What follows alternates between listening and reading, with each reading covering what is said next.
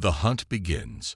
Maya Chen crouched motionless in the hollow of a massive tree trunk, her breathing shallow and controlled.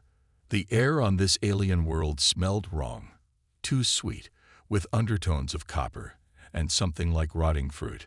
20 years as a Special Forces operative before becoming a wilderness survival guide had taught her patience. That patience was keeping her alive now.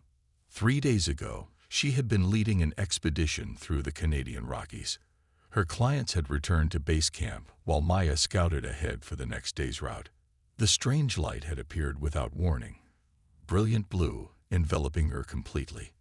Then darkness. When she woke, she was here, wherever here was. A strange chattering sound echoed through the forest. Maya pressed herself deeper into the tree hollow.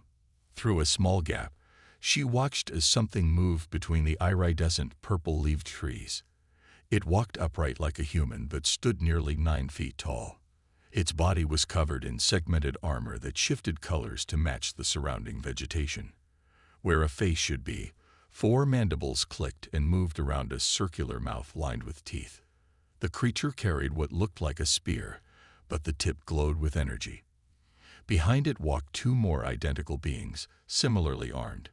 Between them stumbled a human man, hands bound behind his back. His face was bruised, his clothes torn and dirty. He looked terrified. "Please," the man begged, his voice hoarse. "I have a family. Children." The lead creature made a series of clicks that almost sounded like laughter. It raised a device to its mandibles and spoke. A mechanical voice translated. "Run. You have until the second sun reaches peak. Then we hunt." The creatures cut the man's bonds. He stood frozen for a moment, then bolted into the forest. The aliens watched him go, their mandibles moving in what Maya recognized as excitement. Maya remained hidden long after they had gone, processing what she had witnessed. These creatures, whatever they were hunting humans for sport. When she finally emerged from hiding, she moved with extreme caution, using every skill she had learned in 2 decades of military service and wilderness expertise. Night fell, bringing twin moons that cast an eerie blue glow over the landscape. Maya found a small stream and followed it, reasoning that water meant life, possibly shelter, and maybe other humans. The water had a faint luminescent quality, but testing revealed it was safe to drink. "Don't move," came a whisper from behind her. Maya froze, then slowly raised her hands. "I'm human," she said quietly. A man emerged from the shadows, followed by a woman. Both were gaunt and dressed in tattered clothes, with crude weapons fashioned from stones and branches. "American?" the man asked, his accent suggesting Eastern European origins. Maya nodded. "Canadian citizen. Former U.S. Special Forces. Name's Maya Chen." The woman lowered her makeshift spear. "Sofija. Croatia. This is Dmitri from Russia. You're new. When did they take you?" 3 days ago, I think. Hard to tell with the strange day cycles here." Dmitri gestured for her to follow. "Come. Not safe here. They hunt at night too, sometimes." They led Maya to a cave hidden behind a waterfall. Inside, a small fire burned, and around it sat 5 more humans, 2 women and 3 men from various parts of Earth. They looked up with tired, wary eyes as Maya entered. Another one said, a dark-skinned woman with close-cropped hair and a British accent. "I'm Amara. Doctor. Kenya originally. Practiced in London." Maya nodded to each person as they introduced themselves. The group had been here for varying periods. The newest 3 weeks, the longest almost a year. They called their captors the Vorketh. "They're hunters," explained Raj, a former software engineer from Mumbai. "We're their game animals. They take us from Earth, drop us here, and hunt us for sport. Those with good trophies get status in their society." "Trophies?" Maya asked, though she already suspected the answer. Amara touched her scalp. "They take parts of us. Scalps mostly. Sometimes hands." As the night deepened, they shared what they knew. The Vorkath hunting parties communicated with devices on their wrists. They had a central compound somewhere to the north. They operated with some kind of honor code, giving prey a sporting chance before the hunt began in earnest. "They have technology far beyond ours," said Dmitri. "Energy weapons, camouflage armor, devices that can create force barriers. But they're not invincible," Maya said, thinking. "Every predator has weaknesses." The next morning, Maya convinced the group to let her scout the area. Her military training took over as she mapped the terrain mentally, noting landmarks, water sources, and potential ambush points. She moved silently through the forest, observing the Vorkath from hiding. By midday, she had witnessed another hunt. This time, the prey was a young woman who couldn't have been more than 20. The girl ran desperately, but had no wilderness training. The Vorkath toyed with her, herding her toward a clearing where the lead hunter made the kill with a ceremonial blade rather than an energy weapon. Maya forced herself to watch, memorizing the Vorkath's movements, their tactics, their weaknesses. One detail caught her attention. When the lead hunter accidentally stepped into a patch of earth plants that one of the human survivors must have cultivated, it recoiled as if burned. Its skin blistered where it had contacted the leaves. Some chemical in earth vegetation was toxic to them. When Maya returned to the cave, she brought this observation and something else: hope. "They have weaknesses," she told the group. "Their skin reacts to certain earth plants. And they're overconfident. They don't expect us to fight back." "Fight back?" Sophia scoffed. "With what?" "Sticks against energy weapons." Maya smiled grimly. "We start small. Set traps. Learn more about their weaknesses, take their weapons, and build from there." Over the next week, Maya taught the group basic military tactics adapted for their situation. They gathered earth plants that had been brought accidentally with previous captives and had somehow thrived in this alien environment. They mapped Vorkath patrol routes and hunting grounds. Their first trap was simple: a covered pit lined with crushed earth plants. They positioned it on a narrow trail where Vorkath hunters regularly passed. Maya insisted they test everything multiple times, refining their tactics with each practice run. 3 days later, a lone Vorkath scout followed the false trail they had laid. It stepped onto the concealed pit and crashed through. The alien's screams were like nothing Maya had ever heard, high-pitched clicks and whistles that hurt human ears. When they approached the pit, the Vorkath was writhing in agony, its skin bubbling where it contacted the earth plants. Maya didn't hesitate. She jumped into the pit with a sharpened stick and drove it through the alien's eye socket, into what she hoped was its brain. The Vorkath convulsed once, then went still. "Its weapons," Maya said urgently. "Get them before any others come." Dmitri and Raj quickly stripped the dead alien of its equipment: an energy spear, wrist communicator, and several devices they didn't recognize. They retreated quickly to their cave. That night, Raj, using his engineering background, began the painstaking process of understanding the alien technology. The wrist device included maps of the hunting grounds and, more importantly, translator functions. "This changes everything," Maya said as they gathered around their fire. "Now we can understand them, track them, and use their own technology against them." "They'll know something's wrong when their scout doesn't return," Amara pointed out. Maya nodded. "Good. Let them worry. Let them wonder. The best hunters are the ones the prey never sees coming." Over the next month, they ambushed isolated Vorkath hunters, gradually accumulating weapons and technology. Maya insisted they leave no survivors. Each dead Vorkath must appear to have suffered an accident: a fall from a cliff, drowning in a river. Their goal was to create uncertainty and fear among the hunters. Their group grew as they found and rescued other human captives. Maya organized them into teams: fighters, technologists, medics, and scouts. They relocated their base several times, eventually establishing a hidden compound in a network of caves beneath a waterfall. The rushing water masked their heat signatures from Vorkath scanners. Raj made a breakthrough with the communication devices, managing to hack into the Vorkath network. They began to intercept communications, learning the aliens' language and customs. They discovered the Vorkath were a hierarchical species obsessed with status. Hunting prowess determined one's place in society. The hunting preserves, and there were many, with various captive species, were how young Vorkath proved their worth. "They're getting nervous," Raj reported after intercepting a message from what appeared to be a Vorkath commander. "Too many hunters missing. They're sending a security team to investigate." Maya gathered her lieutenants, Mitri, Sophija, Amara, and Raj. "Then it's time to take this to the next level. We need to capture one alive.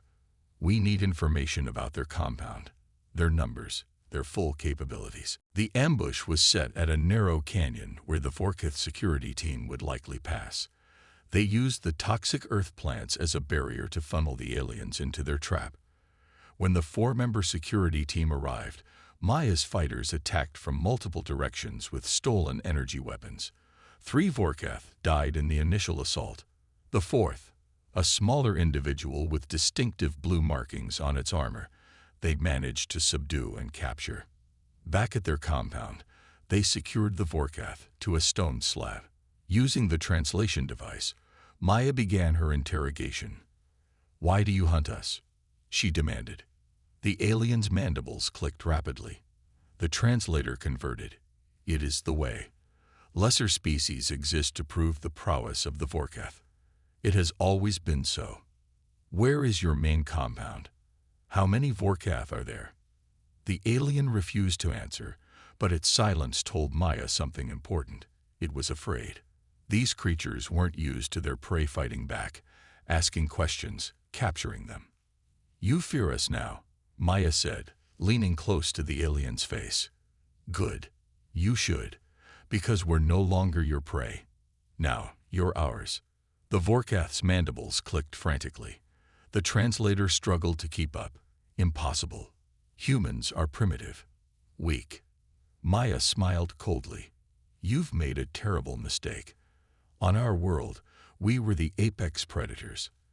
And you've just reminded us how good we are at hunting." The hunters become the hunted. Dawn broke over the alien forest, casting an eerie purple light through the canopy. Maya stood at the entrance of their cave compound, watching the twin suns rise. Behind her, 53 humans prepared for what might be their most dangerous mission yet. 3 months had passed since they captured the Vorkath scout. Through a combination of intimidation and leverage, they discovered the Vorkath required a specific mineral in their diet that humans could withhold. They extracted crucial information. The main hunting lodge lay 30 kilometers north, a massive structure that served as both command center and luxury accommodation for elite Vorkath hunters. More importantly, it housed the teleportation technology that brought humans from Earth. The captured Vorkath, whom they called Blue for its armor markings, had eventually revealed another critical fact. The Vorkath weren't alone in running these hunting preserves. They employed an enslaved species called the Trellix to handle maintenance, food production, and other menial tasks beneath Vorkath dignity. "The Trellix look almost like Earth reptiles," Raj explained to the assembled fighters, displaying a crude drawing based on Blue's descriptions. "Scaled skin, large eyes, about our height but slimmer. They're technically advanced, but have been subjugated by the Vorkath for generations." Maya stepped forward. "This changes our approach. The Trellix could be potential allies if we can reach them." The plan they developed was audacious. A small team led by Maya would infiltrate the perimeter of the hunting lodge, make contact with the Trellix workers, and attempt to form an alliance. Meanwhile, the main group would prepare for a larger assault once they had inside help. Maya selected her team carefully, Mitri for his stealth, Amara for her diplomatic skills, and Raj for his technical expertise. They set out at nightfall, each equipped with stolen Vorkath technology, including camouflage devices that helped mask their heat signatures. The journey took 2 days, moving only at night, hiding during daylight. As they approached the lodge perimeter, the forest gave way to carefully manicured grounds with alien vegetation arranged in geometric patterns. Guard towers dotted the landscape, manned by Vorkath sentries with scanning equipment. "There," Raj whispered, pointing to a small outbuilding near a waste disposal area. Minimal security, and according to Blue's information, that's where Trellix workers would take breaks during their shifts. They waited until the guard rotation created a brief window of opportunity, then sprinted across open ground to the outbuilding. Inside, 3 Trellix were sitting around a table, consuming what appeared to be nutrient paste. They froze when the humans entered, their large, multifaceted eyes widening in alarm. Amara stepped forward slowly, hands raised in a universal gesture of peace. "We come as friends," she said, activating a stolen translation device. "We fight against the Vorkath. We seek alliance." The Trellix exchanged glances. The largest one, with intricate patterns on its scales, responded cautiously. "Humans never approach lodge. Humans are prey. Why should we believe you are different?" Maya stepped forward, placing a deactivated Vorkath energy weapon on the table. "Because prey doesn't take trophies from hunters. We've killed many Vorkath. Now we want to end their hunting forever." The revelation that humans had successfully fought back against the Vorkath clearly shocked the Trellix. After a tense discussion in their own language, the lead Trellix introduced himself as Verix. "Many cycles ago, Vorkath came to our world, took our technology, made us serve. We build and maintain their hunting lodges across many worlds." Verix's eyes blinked rapidly. "Some Trellix have thoughts of resistance, but Vorkath hold our homeworld hostage." Maya recognized an opportunity. "Then we have common cause. Help us defeat the Vorkath here, and it could be the first step toward freeing your people." Over the next several hours, Verix shared invaluable information about the lodge's layout, security systems, and vulnerabilities. Most crucially, he revealed that in 3 days, many of the highest-ranking Vorkath would be gathering for a ceremony celebrating the season's most successful hunters. Lodge will have minimal security inside. Most guards at ceremony, Verix explained. "I can help 4 humans enter through maintenance tunnels." Maya sent Mitri back to their base with the new information while she, Raj, and Amara remained hidden in the Trellix quarters, learning everything they could about Vorkath systems and technology. Verix introduced them to other Trellix who secretly harbored anti-Vorkath sentiments. From them, they learned that the hunting preserves were just one aspect of Vorkath cruelty. The Vorkath Empire spanned dozens of star systems, all built on the subjugation of lesser species. "They believe themselves evolved from perfect predators," explained a Trellix engineer named Zex. "Their religion teaches that hunting is sacred communion with ancestors. To fail as hunter is to fail as Vorkath." Raj worked with Zex to understand the teleportation technology. "If we control this, we could potentially send people back to Earth," he told Maya excitedly, "or bring reinforcements." On the 3rd day, as the twin suns reached their zenith, Verix led Maya's team through narrow maintenance tunnels beneath the hunting lodge. Above them, they could hear the rhythmic clicking and stamping that signaled the beginning of the Vorkath ceremony. The central control room was sparsely guarded. Just 2 Vorkath technicians who never expected an attack from within their own facility. Maya and Amara neutralized them silently with toxic earth plant extract applied to thin blades. Raj and the Trellix engineers worked feverishly at the control systems, locking down sections of the facility, disabling alarm systems, and most importantly, gaining access to the teleportation grid. "We have control of internal security," Raj announced after 30 tense minutes, "and I've managed to send a signal to our base. Dmitri and the others will attack the external perimeter in 1 hour, creating a diversion while we control the facility from within."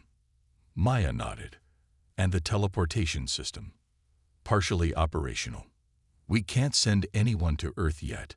The coordinates are locked with Vorkath genetic keys, but we can bring more humans here from the hunting grounds."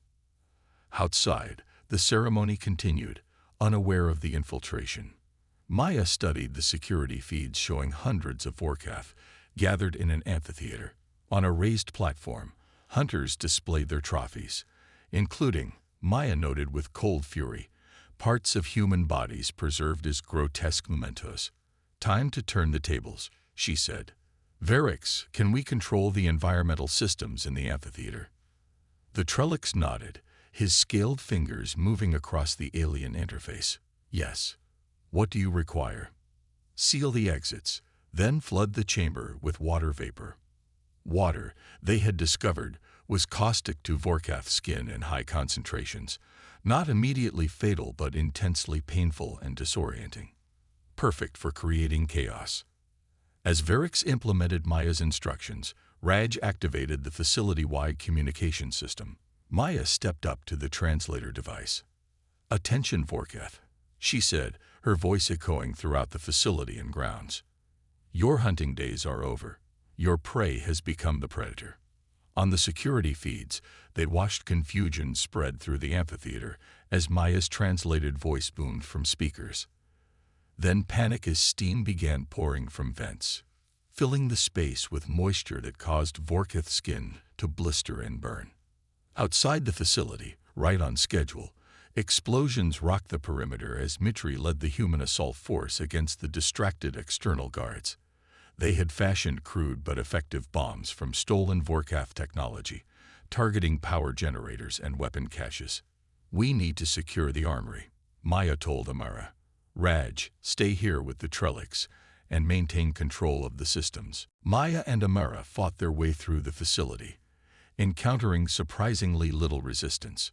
Most Vorkath were either at the ceremony or responding to the external attack. Those they did encounter were unprepared for humans wielding Vorkath weapons and knowing the layout of their own facility. In the armory, they found enough energy weapons to equip every human in their resistance. They also discovered something unexpected: massive canisters of the earth plant extract they had been using as a weapon, concentrated and refined. "They were studying our weapons against them," Amara realized. "But they've just given us an arsenal." As Dmitri's forces breached the main entrance, Maya directed them to distribute the weapons and plant toxin. Within hours, they controlled the entire facility. Hundreds of Vorkath were captured, many injured but alive. In the control room, Raj made another breakthrough. "I've managed to access their communication network. We can broadcast to other hunting preserves, maybe even to Trellix on other worlds." Maya considered this. "Do it. Tell everyone, humans, Trellix, any captive species, that the hunters can be defeated. That we've done it here." The days that followed were chaotic but productive. They discovered thousands of humans in stasis pods, awaiting release into the hunting grounds.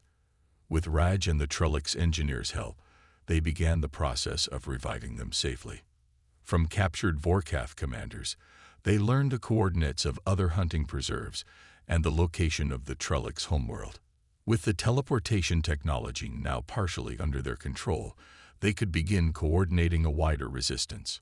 1 month after taking the facility, Maya stood on the balcony that once belonged to the Vorkath High Hunter, looking out over what had been hunting grounds and was now becoming a human settlement. Beside her stood Verix. "What will you do now?" the Trellix asked. "Return to Earth." Maya shook her head. "Not yet. The Vorkath Empire is vast. There are more hunting grounds, more enslaved species, more worlds under their control. We've only just begun." "The Vorkath never expected their prey to hunt them back," Verix observed. "That was their first mistake," Maya replied, watching as humans and Trellix worked together below, dismantling Vorkath hunting trophies and building something new. "They chose the wrong species to hunt. Humans don't just survive. We fight back." In what had been the central showcase for Vorkath trophies, a new monument was taking shape, a simple obelisk bearing the names of humans who had died in the hunting grounds. At its base, inscribed in multiple languages including Vorkath and Trellix, were words Maya had chosen herself. "They hunted us for sport. Now they know. On any world, in any galaxy, Humanity is not prey.